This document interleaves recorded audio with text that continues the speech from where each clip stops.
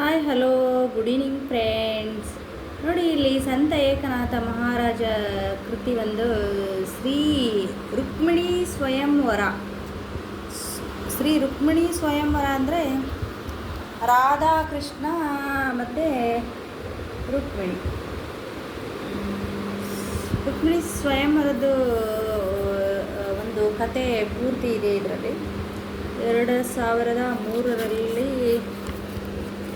ಪ್ರಸ್ತಾವನೆ.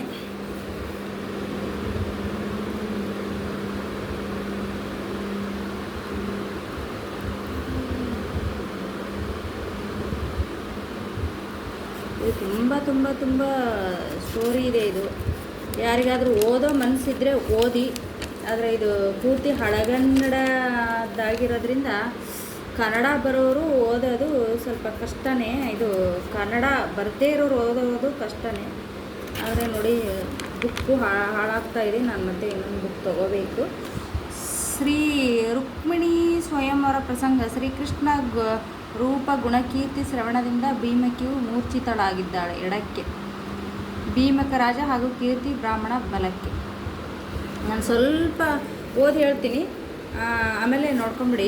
ನೆಕ್ಸ್ಟ್ ಆ ಬುಕ್ಕು ತೊಗೊಂಡು ನೀವೇ ಓದ್ಕೊಳ್ಳಿ. ಶ್ರೀ ರುಕ್ಮಿಣಿ ಸ್ವಯಂವರ ಪ್ರಸಂಗ. ಶ್ರೀ ಕೃಷ್ಣ ರೂಪ ಗುಣಕೀರ್ತಿ ಶ್ರವಣದಿಂದ ರುಕ್ಮಿಣಿ ದೇವಿಯು ಮೂರ್ಛಿತಳಾದ ಪ್ರಸಂಗ. ಯಾರು?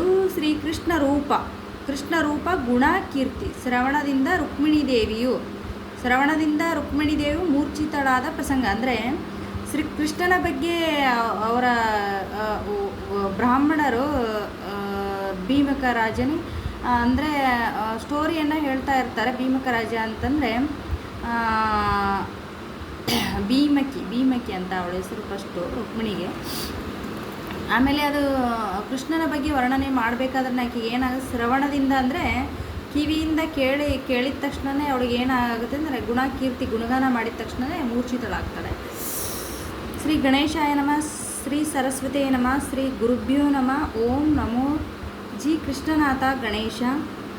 ಸರಸ್ವತಿ ನಾಮೇ ದರಿತಾ ತೂಚಿ ತು ಕುಲದೇವತಾ ಕವಣ ಅತ ಮೀ ಪ್ರಾರ್ತೃ ತೂಚಿ ಅಖಿಲ ಅವಗೇಜನ ಸಹಜ ಗುರು ತು ಜನಾರ್ದನ ಕೃಷ್ಣ ಕಥೇಶಿ ಲಾವಿ ಮನ ನಿಜಾತ್ಮ ಗುಣ ಗಾವಯ ಐಕಥಾ ಕೃಷ್ಣ ಕಥಾಶ್ರವಣ ತೇಣೆ ಚಿತ್ತವೃತ್ತಿ ವೇದಲಿ ಜಾಣ ಕರ್ಮಿ ಅಖಂಡ ಪಣಲಾಗಲೇ ಧ್ಯಾನ ಭೀಮಕೀಸಿ ಶುಕಯೋಗೀಂದ್ರ ಪ್ರತಿ ಪ್ರಶ್ನ ಕರಿ ಪರೀಕ್ಷಿತಿ ಭೀಮಕಿ ಹರಣ ಶ್ರೀಪತಿ ಕಾಯ ನಿಮಿತ್ತಿ ಪೈಕೆ ಕೇಲಿ ಕರಿತೋಸಿ ಮಣಸಿ ಪ್ರಶ್ನ ತರೀಮಿ ತಕ್ತೋದಕ ಜಾಣವದೆ ಕಥಾಮೃತ ಶ್ರವಣತೆ ಜೀವನ ಮಜ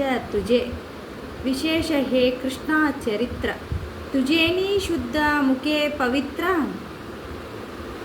ಶ್ರವಣ ಕರಿತಾ ಮಾಜೆ ಶ್ರೋತ್ರ ಅಧಿಕಾಧಿಕ ಬುಕೇಲೆ ಇತರ ಕಥಾ ನವ್ವೆ ಪುಡಿ ನಿತ್ಯ ನೂತನ ಈಚಿ ಗೋಡಿ ಸೇವೋ ಜಾಣತಿ ಜೆ ಆವಡಿ ತೇ ಪರಾತ್ಪರ ತಡಿ ಪಾವಲೆ. ನೋಡಿ, ಈ ಥರ ಸ್ಟೋರಿ ಇದೆ. ಇದು ನೋಡಿ, ಪೂರ್ತಿ ಇದ್ರ ಬಗ್ಗೆ ಹೇಳ್ಬಿಡ್ತೀನಿ, ಯಾವ ಥರ ಇದೆ, ಯಾವುದರ ಭಾಷೆ ಇದೆ ಅಂತ.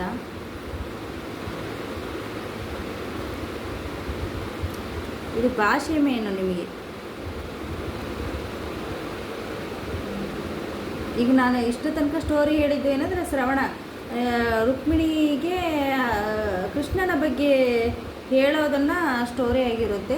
ಅವನ ಗುಣಗಾನ ಕೇಳಿ ಮುಚ್ಚಿ ಹೋಗ್ತಾಳೆ. ಅದೇ ಸ್ಟೋರಿ ನಾನು ಹೇಳಿರೋದು ಇವಾಗ.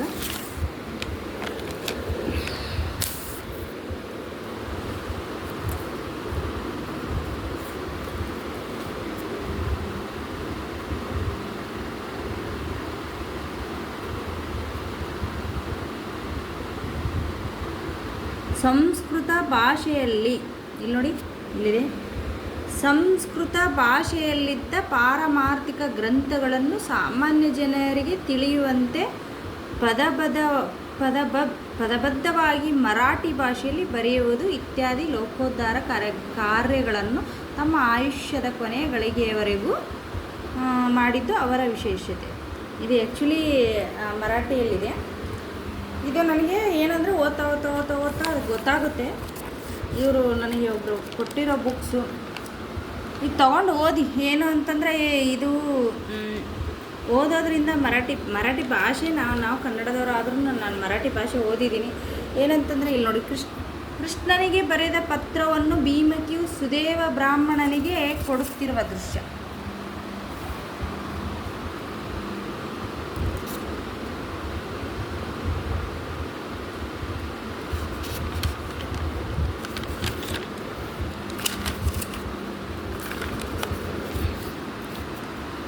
ರಥದಲ್ಲಿ ಶ್ರೀಕೃಷ್ಣನು ಕೌಂಡಿನ್ಯಪುರ ತಲುಪಿದ್ದು ಸುದೇವ ಬ್ರಾಹ್ಮಣನು ಭೀಮಕಿಗೆ ಕೃಷ್ಣನ ಸಂದೇಶ ತಿಳಿಸುತ್ತಿರುವ ದೃಶ್ಯ. ಹೀಗೆ ಎಷ್ಟು ಅಧ್ಯಾಯ ಇದಾವೆ ಅಂದರೆ 22 ಅಧ್ಯಾಯ ಇರಬೇಕು ಅನ್ಸುತ್ತೆ. 22-22ಕ್ಕಿಂತ ಜಾಸ್ತಿನೇ ಇದೆ.